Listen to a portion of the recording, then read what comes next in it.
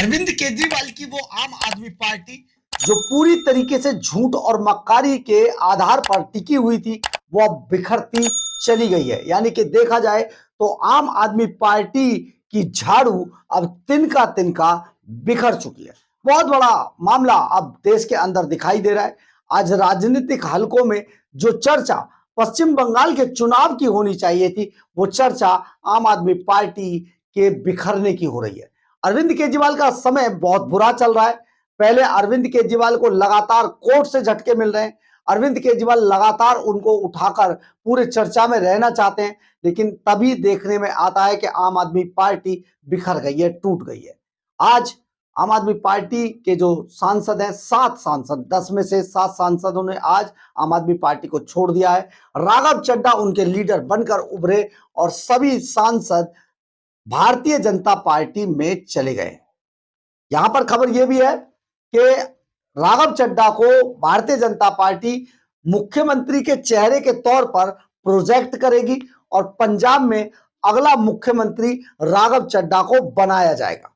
यानी कि वो वही चेहरा होगा और पूरी तरीके से चुनाव मैदान में उतारा जाएगा। हम आपको यहां पर एक चीज जरूर बता देना चाहते हैं, आपको जानना चाहिए कि पंजाब में जो आम आदमी पार्टी की सरकार है, उसके पीछे सबसे बड़ा चेहरा राघव चड्ढा ही थे। उसके प्लानिंग के सबसे बड़े मास्टर संदीप पाठक थे और उन्होंने पूरी पार्टी को जोड़ा था पंजाब के अंदर। सारी मेहनत थी, लेकिन अंत में इन दोनों को ही पार्टी छोड़नी पड़ गई।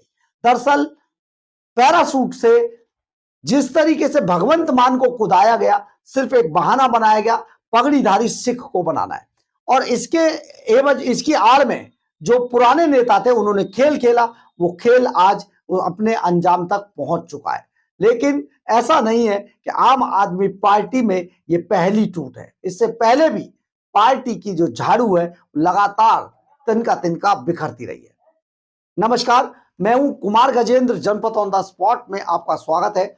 हमारे एक दूसरे social media platform podcast with Kumar Gajendra में भी आपका स्वागत है, जहां आप हमें सुन सकते हैं। देखिए, आज राघव चड्ढा ने आम आदमी पार्टी छोड़ दी है। राघव चड्ढा जिनका खुलासा नवीन जैन ने किया था कि उन्हें मुर्गा बनाकर अरविंद केजरीवाल ने एक समय पर पीटा था, उनको नंगा किया था, उनको बुरी तरीके से टॉर्चर किया था, बल्कि उनकी आंख भी गंभीर रूप से घायल हो गई थी और रातों रात राघव चड्ढा को विदेश जाकर अपनी आंख का इलाज कराना पड़ा। लेकिन इसके बाद कई चीजें उभर कर सामने आई। अरविंद केजरीवाल जो डिक्टेटरशिप की तरह पार्टी को चला रहे थे, वो अब धीरे धीरे करके, हमने बहुत पहले से आपको लगातार बताया कि ये जो घड़ा है जिस दिन भर जाएगा, उस दिन आम आदमी पार्टी का जो अरविंद केजरीवाल डिक्टेटर है, वो पूरी तरीके से खत्म हो जाएगा। अब ये घड़ा भर चुका है, क्योंकि अरविंद केजरीवाल और कुछ उसके गिने चुने भैये साथी, वो जिस तरीके से पार्टी को बर्बाद करने पर तुले थे, पार्टी के अंदर जो सबसे ज्यादा काम करते थे, उन्हीं को पहले निकलवाया जाता था। ये अब सारी चीजें अपने अंतिम अंजाम तक पहुंच रही हैं और घड़ा भर चुका है, तो पार्टी पूरी तरीके से टूट के कगार पर पहुंच गई है, या फिर यूं कहें कि टूट गई है। जिस पार्टी के 10 में से 7 सांसद टूट के चले जाएं, और वो भी अपने अपने स्तर पर आरोप लगाकर, ये सचमुच पार्टी के लिए बहुत नुकसानदायक है। लेकिन पार्टी से सदस्यों का टूटना ये कोई नई बात नहीं है, ये हमेशा से होता रहा है जब से आम आदमी पार्टी बनी है। और अरविंद केजरीवाल के आसपास ऐसे लोगों का दायरा कसता चला गया, बढ़ता चला गया, जो आम आदमी पार्टी को अपने तरीके से चलाना चाहते थे, और जो अच्छे लोग थे उनको बाहर करके अपनी सत्ता में भयानक दिखाना चाहते थे पार्टी के अंदर, उनका वो लगातार करते रहे। हम आपको यहां पर बता रहे हैं कुछ ऐसे नाम जिन्हें सुनकर आप हैरान रह जाएंगे। देखिए, सबसे पहले मई 2014 में साजिया इल्मी ने पार्टी छोड़ी थी और भारतीय जनता पार्टी ज्वाइन की थी। साजिया इल्मी का जो आरोप था सबसे बड़ा, वो ये था कि पार्टी के अंदर सत्येंद्र जैन, जो कि एक प्रॉपर्टी डीलर, एक रियल एस्टेट कारोबारी अपने आप को बताया करते थे, उनकी बेटी को सारे कायदे कानूनों को ताक पर रखकर सत्येंद्र जैन, क्योंकि पीडब्ल्यूडी मिनिस्टर थे, उन्हीं के कार्यालय में ओएसडी नियुक्त कर दिया गया था।